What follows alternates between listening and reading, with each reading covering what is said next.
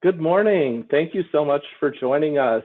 Welcome to Boost Your Strategic Mindset, presented by Edge Up in the Wisconsin School of Business.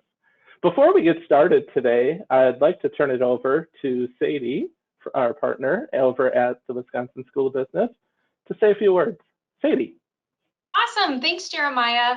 Hello, everybody. My name is Sadie Schernicka, and I work in the Alumni Relations Office at the Wisconsin School of Business. At WSB, it is our mission to keep alumni like you informed and connected to the school through things like events, communications like our Update magazine, and our Edge Up professional development opportunities like this webinar. This fall, you can look forward to more Edge Up content, networking opportunities, and our fan favorite Homecoming Bash on October 22nd at Granger Hall in Madison. So keep an eye out on your email. We'll have more information about those Homecoming Bash tickets in early August. So we're really looking forward to that. Jeremiah, I'll pass it back to you. Thank you so much, Sadie. We really appreciate you being here today. So today's webinar is brought to you by the Wisconsin School of Business Center for Professional and Executive Development. CPED, for short, offers online and in-person programs, certificates that will give you the modern, relevant skills needed to advance in your career. All of our programs offer interactive learning sessions facilitated by instructors with practical business experience. CPED also partners with organizations to provide customized professional development programs, coaching, and consulting. For more information on the Center for Professional and Executive Development, please visit our website at uwcped.org. If you have questions during today's webinar that you'd like to ask, you can submit those questions using the questions box in the GoToWebinar control panel. And to expand or collapse the control panel, just use that orange arrow. We'll post questions that are submitted today during the question and answer session at the end of today's webinar. I'll also want to mention that today's webinar is being recorded. So a link of the recording and a copy of the presentation will be sent to you in the next few days. And now I have the pleasure of introducing today's speaker, Dr. Adam Bock. Dr. Bock is an award-winning academic, serial entrepreneur, and experienced strategy consultant that has co-authored 3 books on business models and entrepreneurship and published more than 20 peer-reviewed articles and book chapters. He is also an instructor for multiple programs with CPED. Thank you for joining us today, Adam, and I'll turn it over to you. Awesome. Thank you so much, Jeremiah. It's always great to have these opportunities to connect with alumni and to share some of the ideas and thoughts that we hope will be helpful for your organizations and for your careers. Just a little bit more about myself, just to kind of get this started. As Jeremiah said, I am an academic. I'm also an active practitioner. I have co-founded a number of startup tech ventures, serving in executive roles. I've been involved in venture capital, and I do teach both at the Wisconsin School of Business and facilitate programs for CPED. These are some of the books that I've written that Jeremiah has mentioned, and some of the companies that I've had the privilege of serving as a co-founder and executive. And I mention all of this because I'm hopeful that somewhere in all of that experience, between the academic work, between the practical work, the executive work, the consulting work, somewhere in there, there might be something that's useful for you today. And I've tried to bring all of that together to present to you some of what we know about strategic mindset and strategy, both from a general theoretical perspective, but really also to help you think about how you can use it in a very practical way. So we do encourage you, as you have questions, please feel free to type them into the question box. We'll try to get to as many of those as we can towards the end of the session. So here's what we're going to try to talk about. We're going to talk a little bit about what strategy is in order to then provide this background for your utilizing and developing a strategic mindset. We'll talk about this idea of strategy versus tactics, the concept of competitive strategy, and then a little bit about strategic planning, and then help you lead that into how you can then be a more strategic thinker generally, and then obviously in your work environment and for your career. So let's start with a poll, though. Would love to hear what you think strategy is in the first place. And the way that we've got this set up is hopefully you'll be able to see a poll that comes up. You'll choose one of the four choices, A, B, C, or D. So we're asking you, what is strategy? Is it a plan of action or policy designed to achieve a major milestone or goal? Is it a deliberately chosen set of activities designed to deliver a unique mix of value, generate long-term competitive advantage? Is it a process of defining direction and desired outcomes, setting priorities, making decisions, or allocating resources? Or, hey, maybe you just don't have an idea right now. You didn't have enough coffee this morning. I usually try to give people an out, especially if they weren't expecting a quiz. And so that did it again, Brooke, where it GoToWebinar dumped to my desktop. So Brooke, if you want to just let me know if people can see the poll, because I can't see it and I can't see the results of it. Yes, the poll is up right now. We've got about 60% responded right now. They are Awesome. coming in slowly. Awesome. And these are anonymous. We have no idea who you are. We aren't tracking your responses. I promise not to give you grades or anything like that. Just go ahead and participate and let us know kind of where your thinking is. Which one of these is the best answer to what is strategy? And we do have this little technical glitch where I can't see the poll information or the results. So Brooke will probably, Brooke is our production manager here for this, or you can see what happens each time as it pulls up my desktop instead to show the results. So Brooke, could you just read those results out for us? Yep, we've got 27% say A, 23% say B, 50% say C, and no one is feeling like they haven't had enough coffee today. All right, I love it. It's great. Everybody is excited and ready to go and has thoughts. And this is what we see when people are thinking about strategy, is this challenge around how we define it. And part of that is because strategy is such a wonderfully broad word that people often arrive with very different definitions around strategy. So I want to try to give you a little perspective on this. Any one of these actually can provide you with a reasonable starting point. But in the most broad sense, what we want to think about strategy is a plan of action. It's a policy. We have a goal or something very specific in mind we're trying to accomplish. Now, that could be a competitive strategy, and then we can have a more specific definition, or it can be used in other ways.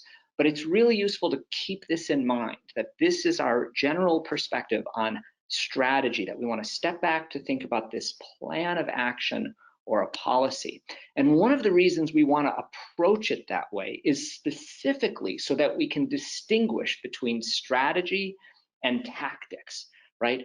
So strategy is when you do the right things. We know what that goal is. And so we've got this plan of action to get there. The tactics are those individual actions. They may be complicated, they may be very simple, and we want to do those well.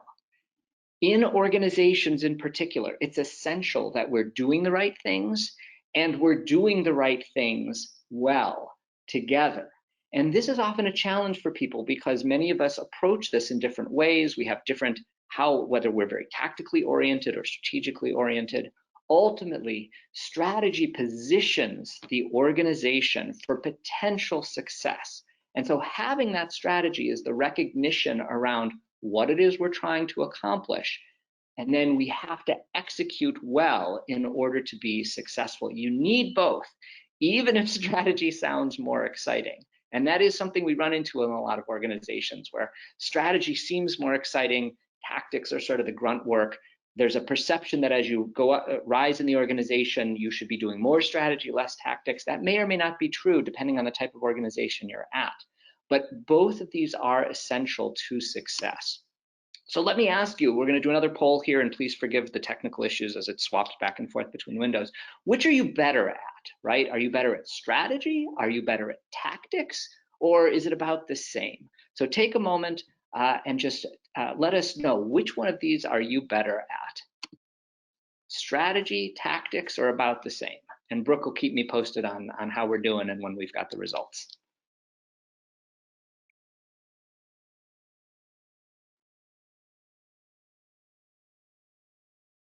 All right, looks like we have plateaued with our answers, and we Okay. have 11% that said A, 49% said B, and 40% said C. Right. So there's a limited group of you, and this is roughly what we do see at organizations, is that there's a smaller group that really feels like they're better at strategy. And then there's a group that feels like they're consistently better at tactics. And then there are some who feel that they're about the same. And that's perfectly reasonable. Let's try thinking about this in a slightly different way. Okay, now you may have the same response here, but you might not. So the question now is, which do you prefer? So given a choice between working and thinking strategically or working and thinking tactically, which one of these do you think you actually prefer doing? And I'll get the window back up there again. And of course, I give you an out. Maybe you're just not sure now that you really think about it. So take a moment. Again, this is anonymous. This is for you to kind of have the opportunity to reflect on what it is, how you operate, and how you can eventually build your strategic mindset. So take a moment and share with us which one of these you prefer.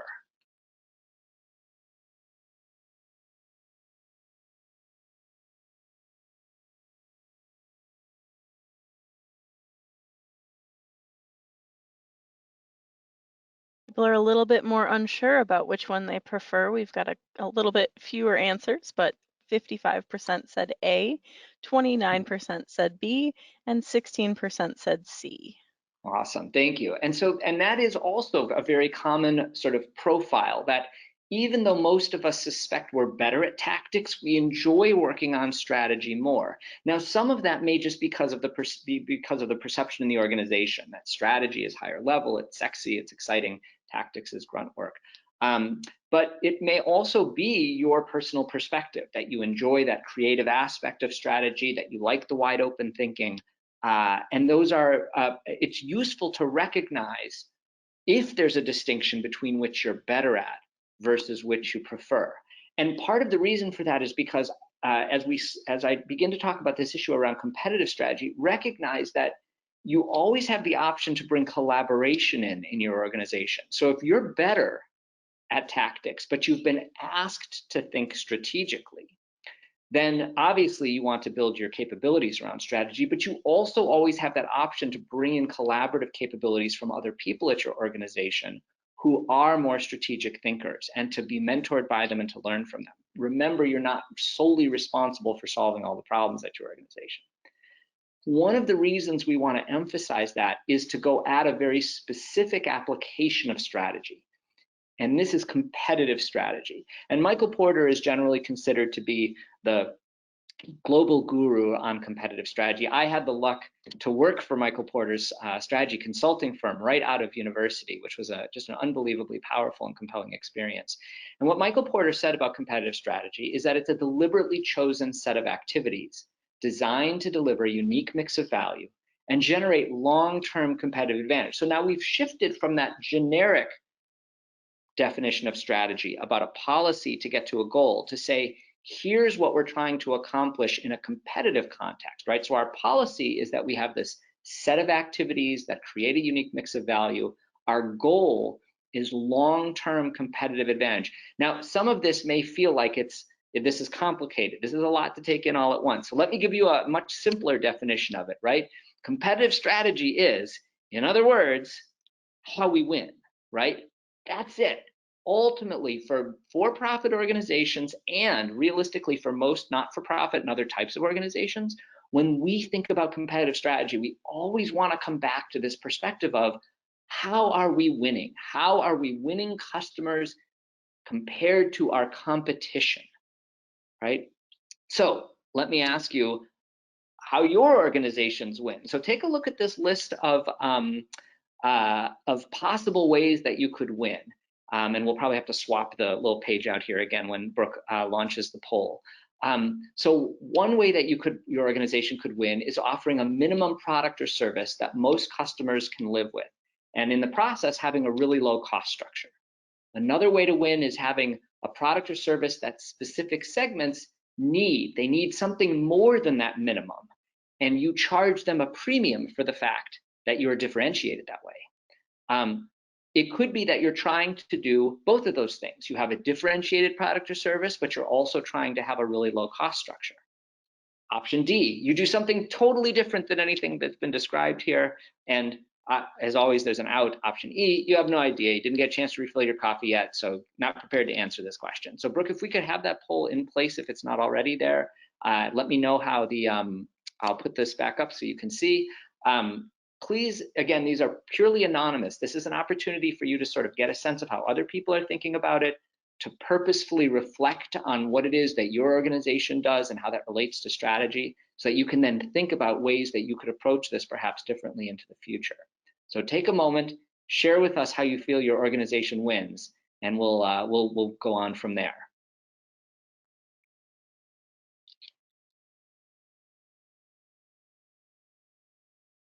All right, we got 9% that said A, 57% said B, 19% said C, 13% said D, and 2% said E. All right, so we got some folks who are prepared to say they have no idea. I always love when people are comfortable saying, I don't know. I have done a ton of entrepreneurship work, ton of strategy work, and I will tell you that that moment when you say, I don't know the answer to this question, that's when learning starts, right? And so I always want to call out the folks who are comfortable enough and ready enough to sort of open up to new opportunities when I say, I just don't know. So the bulk of you, about the majority of you, are comfortable with this idea of differentiation. We have a few of you whose companies are focused on low cost, and then we have a few of you who feel like you might be trying to do both. Here's what Porter had to say about this, and this is the dominant competitive strategy framework that's been in place now for about 50 years. And although there's lots of refinements to this and lots of additional ways to go about this, and we can also talk about multiple levels of strategy, corporate strategy, and so on, we don't have anything substantively better than this that's really predictive of why organizations win in the spaces they compete. Porter said there are two ways to compete. One is to be a low-cost provider that meets the minimum requirements for a given segment or market, and the other is to be differentiated, to have a different or better product or service across the segment or the industry. Now, differentiation can come in a lot of forms. It could be customer service, it could be speed, it could be quality of the product, lots of different ways that differentiation can play out. Porter also said that companies compete at different levels of scope. Some of them are very focused. Some companies pursue just one very specific industry segment, and some companies pursue very large, very broad industries. These are different, though, in how we look at this matrix. Porter said you have to be cost or differentiated. He said you need to try to be one or the other. Whereas your scope of competition, companies can operate at different levels of scope, very focused, somewhat focused, a little bit industry-wide, very industry-wide. When we think about it this way, we need to recognize that choosing one of those strategies is the key driving force behind what helps us win against competition. And I like to caution my clients and the participants who come to our strategy workshops and facilitated training programs that strategy is not a vision statement or a mission statement or a set of values or principles or even necessarily a growth goal. Very commonly when I go to companies and executives and I say, what's your strategy? They tell me something that looks like one of these. Our strategy is, and then they lay out a vision. Our strategy is, and then they describe a mission. Our strategy is embodied in these 5 values or principles, or our strategy is to grow 10% a year or something like that. None of those are strategies in the sense that they don't actually clarify how you beat competition. A growth goal can be part of your strategy, but only if your overall strategy is to be low cost through economies of scale. Otherwise, it's an outcome. A growth goal is an outcome. It is not a strategy. Your strategy is what gets you to that outcome. So as you approach this perspective of recognizing what your competitive strategy needs to be to defeat competition in your space, we can then step back and say, what is strategic planning? So strategic planning then is a process of defining direction and desired outcomes, setting the priorities, and then the most important part, making decisions, right? So many of my clients, so many companies that I interact with have a strategic planning process that just goes into a binder and sits on a shelf, right? That's not what strategic planning is supposed to get you to. Strategic planning is supposed to get you to a set of decisions and guidance on how to make decisions going forward. So what does strategic planning look like at your organization? So take a look at these options. Pick the one that's closest to what your company currently does. So maybe once a year, senior management spends a day or two, maybe offsite, maybe onsite, putting together a strategic plan. And let's be honest, sometimes nobody reads those things. Maybe at your organization, there's a continuous process of reviewing strategic position compared to competitors, adjusting goals, resource allocations to optimize your profit potential. Maybe one or more times a year, every group or division at your company puts together a strategic plan. Those are all funneled up to your executives who then use it to create an integrated plan. Maybe it's something else entirely. These three are probably not indicative of absolutely everything. And then again, once again, there's always the out. We have a strategic planning process. Maybe you don't, or maybe you're just not aware of it. So Brooke, if we would launch that poll, please, and if we could take a moment, share with us, what does strategic planning look like at your organization? Again, this is anonymous. We don't know who you are when you respond, but we do want to get a sense of where the cohort is and share what that looks like.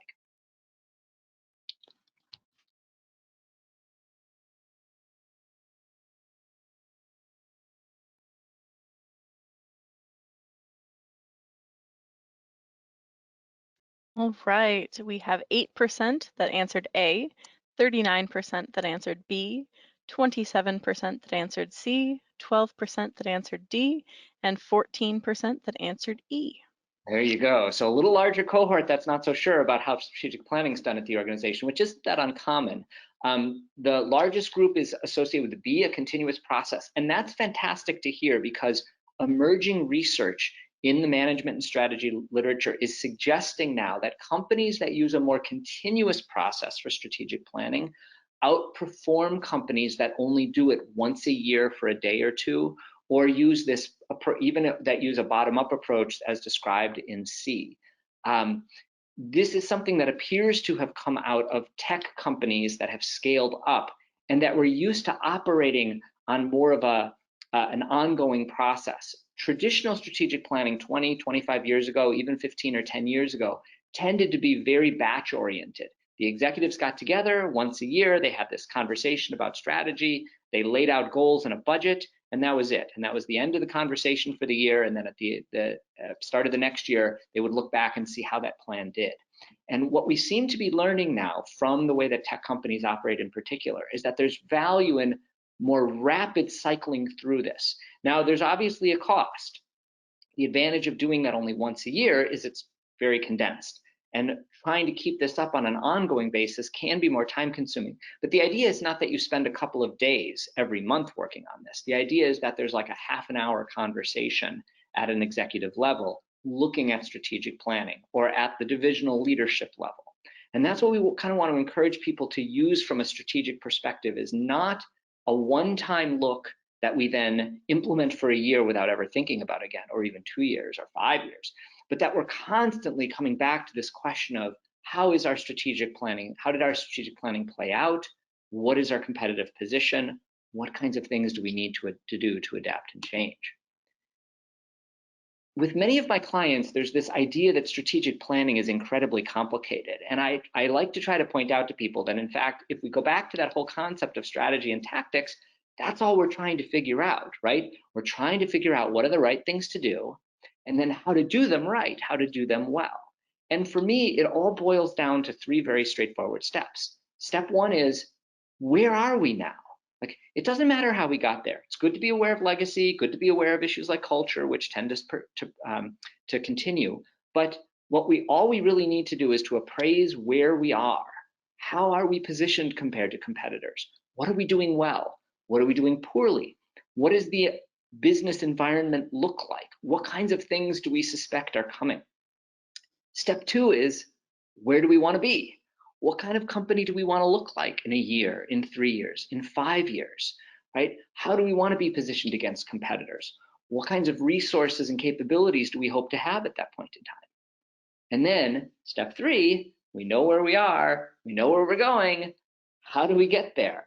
What are the strategic initiatives, projects, and the specific tactics that will give us the best chance of bridging that gap, going from where we're positioned now to where we want to be into the future. And yes, this can get much more complicated than that given the size of your organization. If it's a large organization, especially if it's multi-divisional, but ultimately, all of our strategic planning should come back to this very straightforward framework. And if you do this and you're constantly asking these 3 questions, I think you get a lot of clarity, especially if you've identified appropriate metrics and measurements for what success is for your organization. So what are good principles for strategic planning? And by the way, this at the bottom here is an article written by Roger Martin. I had the privilege of working with Roger, who was part of Michael Porter's consulting firm, on a couple of different projects. And I always thought Roger was one of those rare combination academic practitioners who could just say things so clearly. And this is an absolutely wonderful article. It's a little old at this point, from Harvard Business Review, about strategic planning, that I'd encourage you, if you're engaged in strategic planning, if you are required to set up strategic planning, or you just kind of want to think about why strategic planning does or doesn't work in your organization, there's a great article to take a look at. Keep the team small. I cannot tell you how many times I've worked with clients who have like a 30-person strategic planning team. That is way too big. You just can't get enough accomplished, because strategic planning requires voices, but consensus is going to be unlikely to achieve across that many people. Use a clear and consistent process that relies on data. Now, as an entrepreneur, I will tell you, sometimes you won't have all the data. There's nothing you can do about that, right? Either the data doesn't exist, or it's too expensive or time consuming to get. And sometimes you do have to make decisions without data. But where possible, use the data you have, and then acknowledge when you're making decisions without data. We wish we had this market information. We don't. And so we're going to make a guess, and we'll check it in 3 or 6 months. Don't turn that into company lore that's now untouchable because it's written in stone, right? We thought this was the market, and therefore we're never going to revisit that. If you didn't have the data, be aware of it so you can look for the data in the future. Know what your planning cycle schedule actually is. Is it yearly? Is it quarterly? Use this approach that we've just described, right? Step 1, step 2, and step 3. Where are we now? Where are we going? How do we get there? Situation, goals, and the actions, right? One of the things that Roger Martin points out that's so interesting is it's so much easier to work with costs than revenues. We know what the costs look like, and it's easy to project them into the future. But revenues are really hard to project. Sure, we may know where we are, but it's really hard to predict where they're going to go in the future. Much harder to predict than costs. And so the problem is that very often in strategic planning, we do both at the same level of detail. We do our cost analysis, we do our revenue projections, and we pretend that they are equally connected to data, and they are not, right? The odds are good that our cost analysis will be pretty close. The odds are good that our revenue analysis will be much less close. So if you waste an enormous amount of time getting those revenue projections down to the exact dollar, you've lost the value of it because you just don't know, and there are too many things that you're not going to be able to clarify. It may seem obvious, but write the plan down and keep it, in my opinion, short. Like a good strategic plan is a couple of pages at the most. 30-page strategic plans, A, nobody reads. B, it's just mumbo jumbo at that point, right? So sure, you may have additional background information. Maybe you have an appendix for specific initiatives, but the actual strategic plan should be pretty tight. Obviously, you have to adapt it as needed. If halfway through the year, there's a war, there's a market meltdown, you may need to go back and change that strategic plan. And then obviously you repeat on the cycle basis that you've identified. So taking all of this into account, right, recognizing that there are different elements in which strategy plays out in organizations, right? The broad perspective on strategy, the competitive strategy that we use to position our company against competition, and strategic planning, which is a process by which the organization figures out how it's going to get to where it wants to be. You then can wrap around that more general strategic thinking skills. And I'm going to give you a couple of these and then talk a little bit more about this on the next slide. Core strategic thinking skills associated with having a strategic mindset are getting comfortable with process. And for many people, that's very uncomfortable. This idea that the process is a part of the solution. Many managers, executives have gotten to where they are in part by making a lot of intuitive decisions. And that's okay up to a point. The world we live in is more data intensive, more complicated, and more uncertain. And we can put in place processes like the strategic planning process that will help us be much more effective as strategic thinkers and more able to implement complex plans. Increase the level of collaboration inside your organization and the level of collaboration that you personally utilize in order to make decisions. Because the world is more uncertain, because there's so much more data available and so much of that data is hard to assess, it's probably impossible for you to know everything. And that's why I'm so excited when I hear people say, I don't know, or I don't know how we do this, or I'm not sure how I would do that. Yes, build the skills for your own career perspective, but also look towards collaboration, identifying the complementary capabilities of your colleagues, your mentors, your managers, because that's where you're going to get the most benefit in generating strategies that actually work. And then this last idea of using reflection to avoid lock-in, and that might sound very strange, but the premise of it is actually very simple, which is the moment that you have fully committed to something and you are no longer open to dispute about it, no matter what the data says, no matter what other people point out, you are locked in. And that means now you have taken the outcome out of your own control, right? Whatever the broader environment and context is will determine whether or not your choices actually work. The moment you are locked in, you have committed without recourse. And so we encourage people to constantly take that step back and reflect.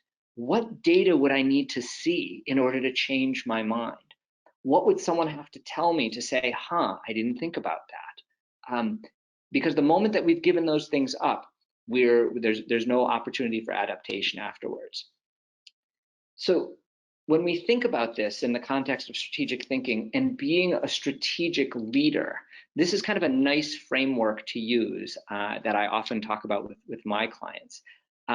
This idea that there's this cyclical process, right? So yes, in the sort of strategic planning perspective, we have, where are we now, where are we going, and how do we get there? But in a strategic mindset, it's always cyclical, right?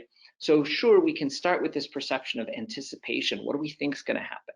Let's challenge those assumptions. Let's interpret what we can learn about the environment, about our options and opportunities. Make decisions. Align the organization to implement the decisions. Learn from the choices that we've made, and now we can anticipate what we think is going to happen in the future again. The key differences between people who have that strategic mindset and can apply it are the ones who are using a consistent process, right? When in doubt, they will make tough decisions based on intuition, but they constantly come back to this kind of cycle in which they're always evaluating and always open to new interpretations. They're also capable of learning from the past. And I know that's so cliche, and I totally get it, but the amazing thing is how important it is to keep that in mind. Yes, we sometimes change what we did from what we've done in prior circumstances, but always recognizing there's something to be learned from that. And then looking for patterns and trends, right? So here's one thing that happened. Let's not assume automatically that it will always look that way. Let's constantly be thinking about where the different data points can take us, rather than just focusing in on one specific anecdote or one specific data point that we got from only one customer, recognizing that it's those patterns and trends that lead to the larger scale opportunities. Why does collaboration improve your strategic thinking? It's not a solo sport, right? Data and knowledge demands are constantly increasing. If you create decisions without action or change, those decisions are useless. And collaboration makes implementation easier.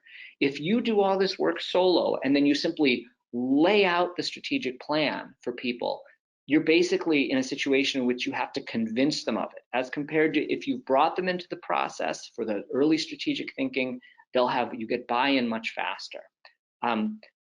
especially in cases where you have rapid change requirements. And we've all been through this in the last 2 years now, where we've had to make radical changes in the way we operate, in the way we think about competition, in the way we think about markets.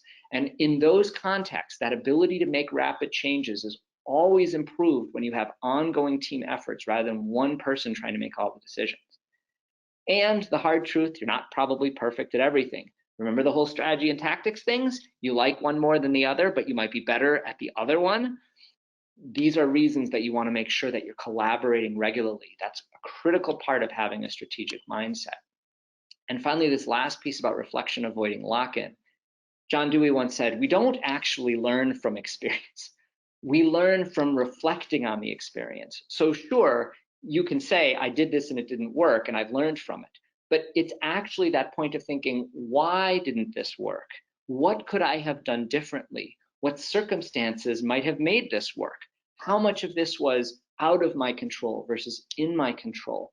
It's that reflection process that helps you avoid being locked into doing the same thing over and over again, right? Do I need to adjust the goals? Am I serving the team's most effective implementation, or am I accidentally doing something that's holding them back? And then the one that, especially as an entrepreneur, we always come back to is, have we made flawed assumptions? What is the critical assumption in this strategic plan? And what data would it take to suggest that that assumption's actually is not helpful anymore? So these aspects of process, collaboration, and reflection, right? Process, collaboration, and reflection. That's this critical element of having a strategic mindset that will give you the ability to operate at a higher level within the organization. So I want to stop there because I suspect that there are always really great questions. There's always no shortage of things that we can talk about. My information is here and I'm easy to find. I always encourage people, you're welcome to send me a LinkedIn invitation. It's always nice if you just say, send me a message as part of it to say, the strategic mindset webinar, because then I know, where you're coming from and it's easy to accept the invite right away. But my instinct is that you have questions around strategic mindset and strategic thinking or strategy more generally, and I'd be happy to try to tackle those. Jeremiah, can I turn this back over to you to kind of moderate the Q&A process? Oh, certainly. Thank you so much, Adam. And as Adam mentioned, we're going to go ahead and open it up for questions. Just as a reminder, again, you can submit your questions using the questions box on the sidebar. And you can expand and collapse that sidebar using the orange arrow. So if you've collapsed it, open it back up and submit your questions. And we do have a few that have come in, Adam, throughout the course of your presentation. And I guess I'd like to start, why do so many of my colleagues, or this person's colleagues, and direct reports have difficulty thinking strategically? Sometimes asking them to take a step back to see the big picture doesn't seem to come naturally for these individuals. Do you have any recommendations for somebody that has that scenario? Sure. So I think there are sort of two things to keep in mind here. So one of them's out of your control and one of them's in your control, right? So the piece of this that's out of your control is where this person has come from, right? And if you think about how we were all trained, right, in school and in college and maybe in our early work careers, and especially if these people are sort of more junior, they've been trained to get the right answer. They've been trained to think very tactically. Like, think about testing in middle school and high school and college, right? You were trained to do very specific things.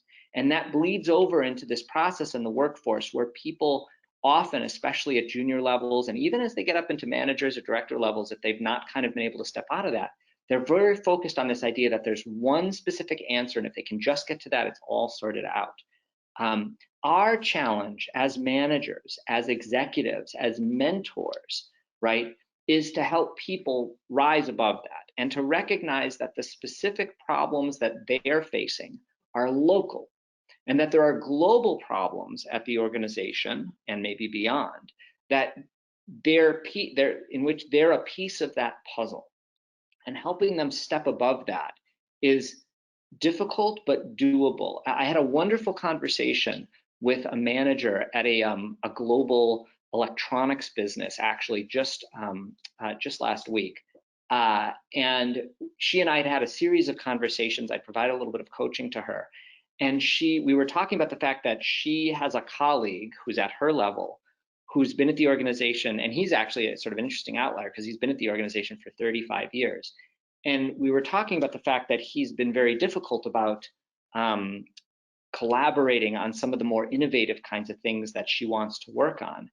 And she said something really insightful, which was, as a result of kind of thinking more strategically, she's realized, he has his own set of incentives that he's kind of trapped with, and his own legacy at the organization. And if she wants to get him to be more collaborative, she's got to find ways to incentivize what she believes how he can benefit. She has to help him see that there's a larger purpose in this than just his group. That's not always easy to do, right? And sometimes in groups or divisions, there's going to be tensions between entities. But the starting point for this is recognizing where those people are coming from and the way they've been trained, and then giving them an opportunity to see the impact of what they're doing or the work that they do at a different level in the organization. And very often that's a really straightforward way of helping them then step out of that sort of focus, that little bubble that they're in. So it's a great challenge, and it has tremendous rewards with it, because once you help people like that get that better perspective, they're much more likely to be more open to collaboration, innovation, and other kinds of opportunities. Thank you, Adam. Is there an optimal mix of strategic versus tactical thinkers that we should maybe have in the room or have in the meeting? Like, is a 70-30 strategist versus tactician, is that optimal, or is there an optimal breakdown?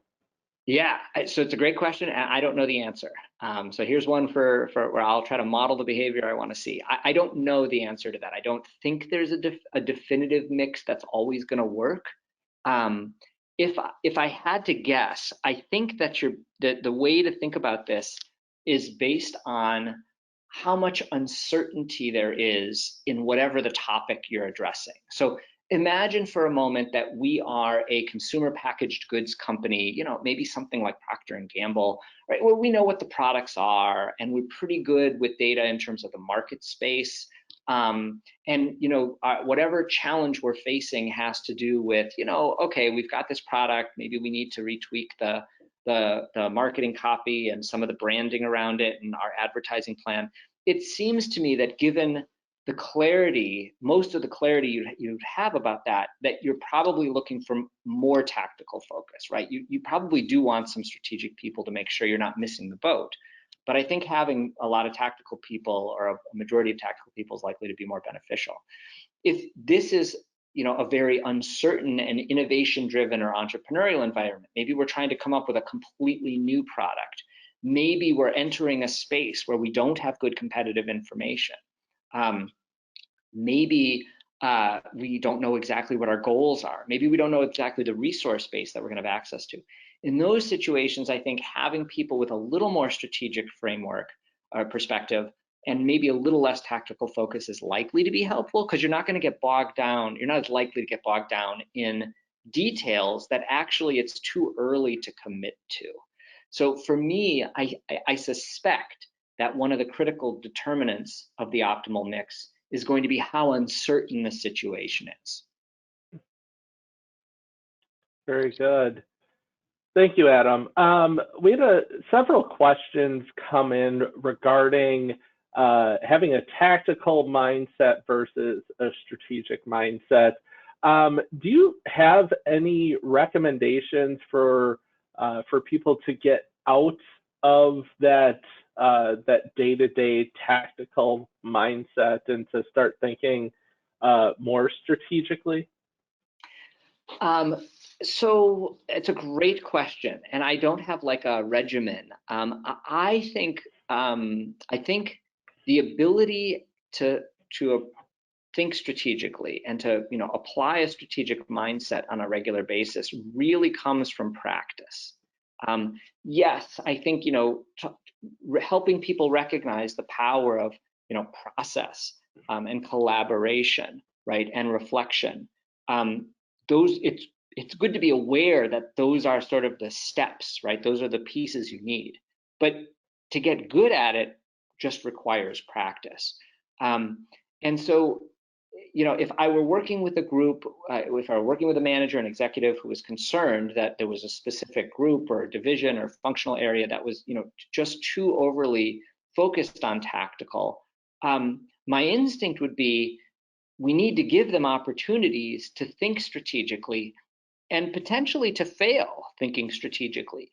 So, and you can imagine this is a little bit like riding a bicycle, right? I mean, you don't learn to ride a bicycle from a physics textbook. You learn to ride a bicycle because someone puts you on the bike and runs alongside holding the seat while you kind of fall down a couple times. And so to create opportunities in the organization for people who generally focus very tactically, and to say, here's an opportunity, here's a project, here is an initiative, we'd like you to come in, and to not worry about the details, to give them specific opportunities to put strategic ideas down on paper, and to make it clear that there's a support network in place, right? So they're not going to be solely responsible for it. They'll have a colleague, a buddy, or there's an additional review process. And to be clear that this is a training opportunity with real implications, but that they're not expected to get it, to make it perfect the first time through. And I think that, quite frankly, is what blocks so many people from being strategic thinkers in organizations. Because think about it this way, right? If you give someone the opportunity to implement 10 tactics, right? Or you say to them, I need you to get from A to B, please write up the list of steps that we need to do and then implement those steps. I mean, that's really straightforward. And a lot of us who enjoy making lists and who can connect the dots, we know when it's right. You can just kind of do the work, know it's right, complete it, hand it over to your manager, and it's done. And you'll probably get good feedback on it, right? Like, hey, nice job getting that done on time. When we're asked to think strategically, it's often much more nebulous. Put a half-page document describing the strategic direction for this given product, how we should be, positioned competitively against other organizations. What's the larger scale goal that we should be going after? There may not be a definitively right answer, and an answer that looks good now might not look good in 6 months. And so the problem is that very commonly, I think when we try to help people think strategically, we give them just enough rope to hang themselves, and then we hang them. We have to find ways to help people try out the strategic thinking and to feel like there's an opportunity to do it, maybe not to get it completely right, and to get constructive feedback that's going to help them the next time they go at it. Because it is, in my opinion, it's a developed skill. It's like a muscle that you have to build over time. And the challenge is usually not on their end, it's on our end as managers, as executives, helping people move up that level of abstraction in a safe environment. So I don't know the definitive answer, but at the companies I've worked at, the companies that I've led, where possible, you try to give those opportunities and enough space to kind of get it not right 100% so that people can learn from the experience. Thanks, Adam. And to kind of speak to your response there, we do have a diverse group of webinar attendees today, and not only those that are trying to seek out learning more about developing their own strategic mindset, but also those leaders that are looking for opportunities to upskill their teams and their team members. And as a senior leader, being able to put those individuals into the right experiences to develop that strategic mindset. Now, this is kind of a loaded question, Adam, and I fully expect you to answer it completely and go down whatever path you want. But do you have any recommendations for resources for assisting team members to develop their strategic mindset? Yeah, well, I mean, the loaded piece of this is obviously I teach our business acumen and strategy program, so we pitch our own training work here, specifically the one that I lead, and we now offer that both in person and online. But that's also a big commitment. I mean, it is a multi-day, 20-hour plus training commitment, and not everybody's capable of kind of diving into that. And obviously, we CPED has custom programs as well. I think that a big part of creating opportunities for people and organizations sometimes is simply, giving them the opportunity to, access more information about the organization and to encourage them to explore areas of interest that are specific to, that are their areas of interest, but also maybe go beyond their own functional area. I think one of the real challenges in organizations is organizations become big and successful through specialization, right? Think about it. When we want to grow an organization, we need predictability, right? Jane is my boss. Jane gives me a job. She expects that job to be done in a very specific way. And one of the ways to accomplish that is she knows the job is a marketing job, so she wants to make sure that I have marketing skills. And so the irony is that we bring people into organizations to accomplish very specific functional things. We reward them for doing those functional things, which creates an even narrower focus. And I'm sure you've seen this at many larger organizations where they have rotation programs. I mean, that rotation program process is not just about gaining additional skills, right? Putting a marketing person in the finance department, the finance person in the sales department. It's not as if our intention is to turn them into those other people, those other jobs. The goal is to give them that higher level perspective. Here are the 5 big problems the sales department is facing. Wow, I would have never thought of that, because over in finance, we just assumed they operated in a very specific way.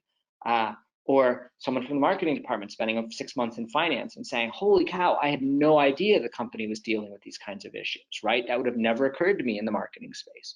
And so even just creating opportunities for people to shadow or to be placed onto a project in another functional area, those are eye-opening experiences for people to step out of that knowledge base. I mean, one of the reasons, so to go back to the first pitch about the programs we run, one of the things that we try to do in the business acumen and strategy types of programs are to give people access to other functional areas in the organization to see what's going on. Oh, this is what you deal with. That's what you deal with. Because what we're really trying to do is just to encourage people to have that opportunity to rise above the day-to-day functional activities that they're required to do, and to realize, oh, it's a bigger world out there, right? There's more, people are dealing with problems that I'd never heard of before.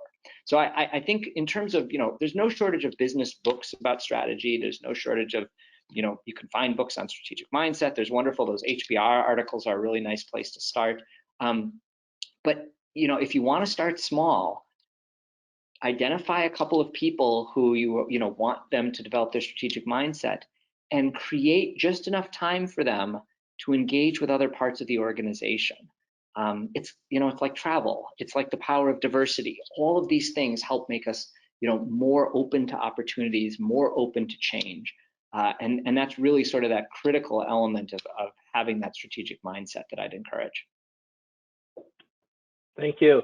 And for those that might be on a smaller team, maybe part of a smaller organization, or somebody that just has aspirational career motivations to learn or to be more involved in their organization's strategic planning, do you have any recommendations on how they might go about approaching their leader or an executive about changing that?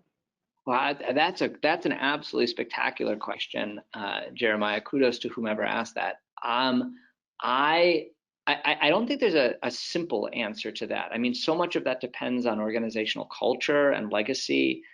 I would be a little shocked if you know, for someone to go to their manager or to someone at the organization and say, hey, I'd really like to understand a little bit more about our strategy or our strategic planning, I'd be a little shocked if the response was, no, you're not allowed to know that. It might be more along the lines of, oh, really, that's interesting. There's some things, you know, you can't, you know, you're not high enough level yet that we, you know, we're not going to bring you into board meetings or anything like that. But, you know, there's probably strategic documentation at the organization that could be made available. There's probably opportunities to sit in on additional meetings. I mean, people need to be aware you're kind of volunteering to spend time, right? And where I think managers have concerns is they don't want that sort of effort to negatively impact your ongoing responsibilities. But I mean, I'm always very excited at my companies when, you know, I have, you know, either, you know, junior staff or scientists or whomever and come to me and say, I really would like to understand our strategy better. I'd really like to understand how this planning process works. Where possible, we bring people in. I mean, obviously there are, like I said, board meetings you can't bring people to, but for legal reasons usually. But I would hope that people would feel like they could simply, you know, start that conversation with a manager. I think it's always good to come, you know, armed in some ways, you know, to have a little bit of strategic thinking that you've done, to say, hey, I've thought about this and it seems like we're doing this.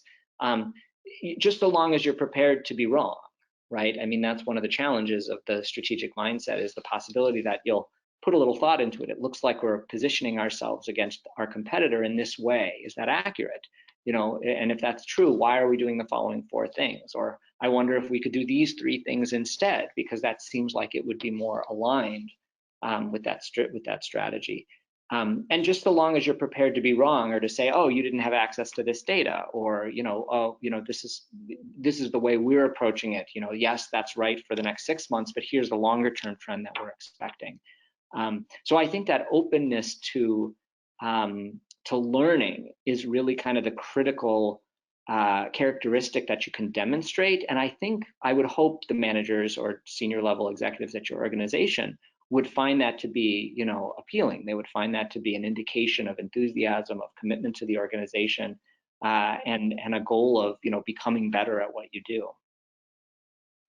Thank you, Adam. We have time for one last question. It's kind of a 2-parter. How can you establish a strategy that, or what would be is there a single best practice to establishing a successful strategy? And after you've established a successful strategy, how would you measure that it was successful, or how would you suggest measuring success? Yeah, so part of this would depend on if we're really thinking about this from a competitive strategy or a corporate strategy perspective. And I apologize for being a little bit of an academic here to make sure that we're talking about the same things.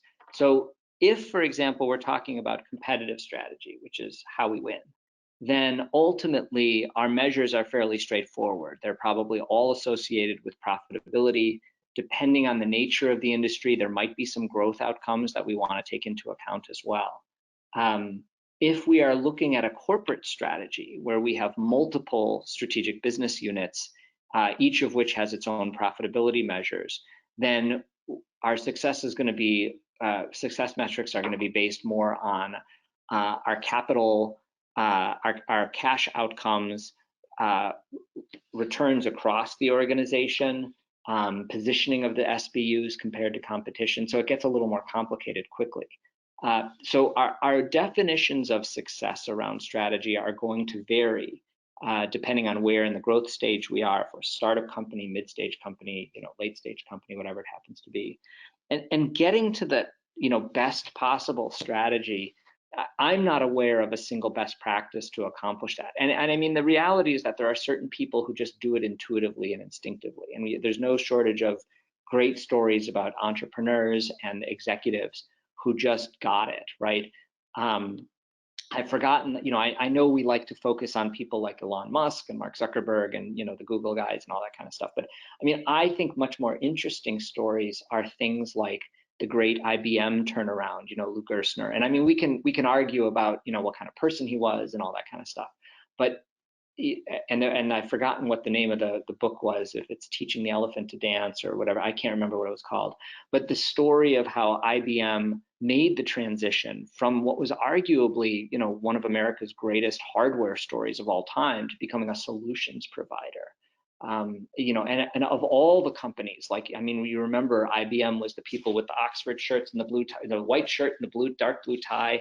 I mean, that culture was so stable and homogenous, and to transition that to an organization that became so much more agile, so much more adaptable, I think is, just goes to show you that some people like Gerstner just got it. They looked around, they said, here's the situation, we don't have a choice. This is going to be painful and difficult, but we have to do this.